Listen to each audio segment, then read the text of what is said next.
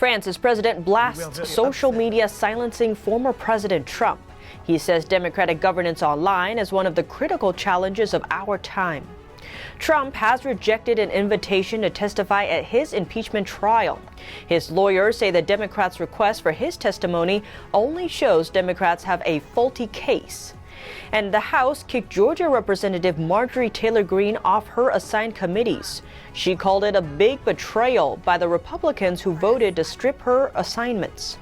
Tune into Deep Dive as we explore these topics and more. Hello and welcome. This is Deep Dive and I'm Tiffany Meier. Let's kick off with an update on impeachment. Trump has rejected an invitation to testify at his impeachment trial. His defense lawyers calling it a public relations stunt. Lead impeachment manager, Representative Jamie Raskin, sent a letter to Trump urging him to testify before the Senate, saying that if Trump doesn't testify, they will use it against him at trial. Trump's defense team brushed off the letter, saying it only shows they cannot prove their allegations against Trump. That is, accusing him for inciting the violence at the Capitol. Trump's defense team argues that his words are protected under free speech, and he did not directly incite violence. Trump lawyer David Schoen says there is no such thing as negative inference in this unconstitutional proceeding. He added, "Your letter only confirms what is known to everyone. You cannot prove your allegations against the 45th President of the United States, who is now a private citizen." There has been debate about whether or not the trial is constitutional, since Trump no longer holds office. 55 senators voted it was constitutional, while 45 senators voted that it is not. Schoen argues that Raskin's use of our Constitution to bring a purported impeachment proceeding is much too serious to try to play these games. Trump's lawyers have indicated that they will argue that the impeachment trial is unconstitutional because Trump has left office, and that his act of speaking to a crowd on January 6th was protected under the First Amendment. The Senate trial will start next Tuesday. It could be short or drag on if the parties call for witnesses. An advisor said Thursday Trump's lawyers plan to display a timeline and images from the U.S. Capitol on January 6th that back up the case that he didn't incite the storming of the building. Trump advisor Jason Miller made the comments during a virtual appearance on Newsmax. Miller said people should know from Trump's record that he's the most pro-law and order president ever, that he deplores any sort of mob violence, especially after the summer. Court documents from cases against people who stormed the Capitol suggest that at least some of the participants that day pre-planned the attack. Trump issued his own letter, but in response to something else. He announced he's leaving the Screen Actors Guild. In a scathing letter, Trump says regarding the so-called disciplinary committee hearing aimed at revoking my union membership, who cares? He went on to call out the union and news outlets. He said the cable news television business was a dying platform with not much time left until I got involved in politics, adding that he created thousands of jobs in media due to the coverage of his presidency.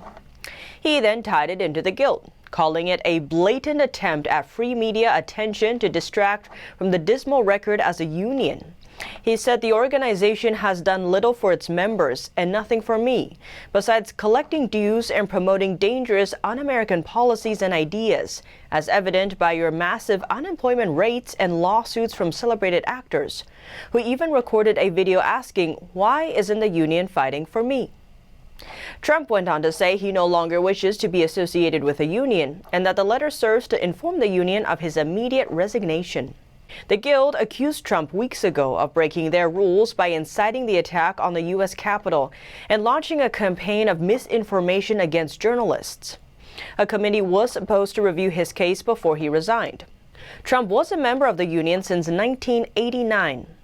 He went on to cite his work in blockbuster films like Home Alone 2, Zoolander, and Wall Street Money Never Sleeps, as well as his own show, The Apprentice. The Screen Actors Guild simply said thank you in response to Trump's letter. Now let's turn to the massive budget bill. President Joe Biden's $1.9 trillion virus spending bill is one step closer to becoming law. The Senate passed a budget resolution early Friday morning that would block Republicans from obstructing President Biden's virus spending proposal. It passed along party lines, with Vice President Kamala Harris breaking the tie. That happened after an all-night vote-a-rama marathon. It's a Senate tradition where the minority pressures the majority for trying to pass controversial bills. Republicans offered a flurry of amendments to get Democrats on the record about various issues. Most were defeated, but one aimed at preventing wealthy Americans from receiving $1,400 checks was adopted. Republican leader Mitch McConnell suggested earlier that Democrats were using a budget process loophole to ram through Biden's proposal. But Nancy Pelosi said Biden's plan is reasonable. The budget resolution sets the stage for Democrats to pass the final bill without Republican support. McConnell said now that Democrats have the majority, they no longer care about bipartisan unity. Since the Senate revised the budget resolution bill, it now goes back to the House to get a new vote. That includes the changes. If it passes there, the Senate would likely wait until after former President Trump's second impeachment trial to vote on the final bill. Pelosi said on Friday the House plans to pass it by the end of February. She told reporters Biden is open, as we all are, to bipartisanship, adding but nonetheless interested in getting results as soon as we can.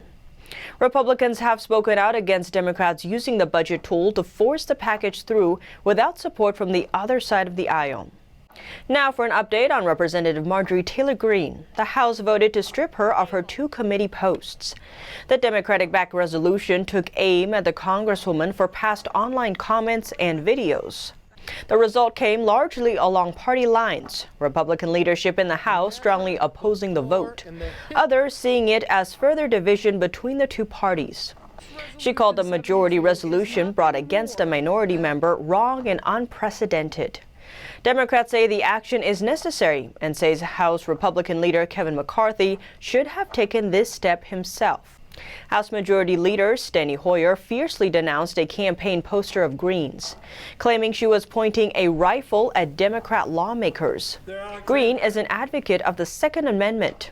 The first-time lawmaker was accused of supporting conspiracy theories surrounding the September 11th terror attacks and deadly U.S. school shootings, as well as following the QAnon movement. She had allegedly liked a Facebook comment that said a bullet to the head of House Speaker Nancy Pelosi would be quicker. Hours before the vote, Greene said she regretted some of her past words and actions and that the media is portraying her inaccurately. These were words of the past, and these things do not represent me. They do not represent my district, and they do not represent my values. She says some of her posts reflect issues she was trying to understand at the time and that she no longer holds such views. Greene said none of her Democrat colleagues had spoken to her or gotten to know her yet, adding she cares deeply about the country and is concerned about open borders, the rights of the unborn, high national debt, and U.S. involvement in foreign wars. Greene called it a big betrayal regarding the Republicans who voted in favor of stripping her of her committee posts. She made the comments during a press conference she held on Friday. She went on to say it may cost the GOP the House majority in the 2022 election. 11 Republicans joined the Democrats in the House to strip her of assignments to the House Budget Committee and the House Education and Labor Committee. 3 of the 11 had also voted to impeach President Donald Trump. And now for an update on Parler. Co-owner of the social media platform Dan Bongino said the site could be back by Monday. He said on Fox News' Hannity, Monday looks good, fingers crossed. Parler officials have been working on getting the site back online. Amazon Web Services, or AWS, deplatformed Parler last month, accusing the site of not properly moderating the platform. Amazon's action came after Google and Apple removed Parler's applications from their app stores. And Parler CEO John Mates said Wednesday he had been terminated as CEO by the company's board. Parler exploded in popularity after a slew of social media sites banned then-President Trump. Twitter saw an exodus of followers fleeing to Parler. Speaking of Twitter, the president of France is calling out Twitter and Facebook for silencing Trump.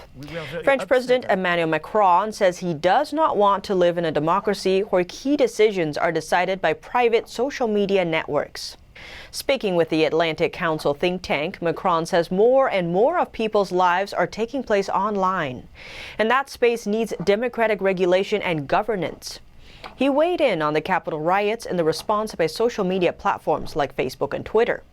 Macron said these platforms had helped President Trump to be so efficient in making himself heard, then cut him off.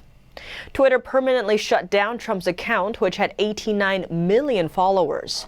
Facebook also banned the former president indefinitely. And rival social media platforms favored by Trump supporters were also shut down, like Parler.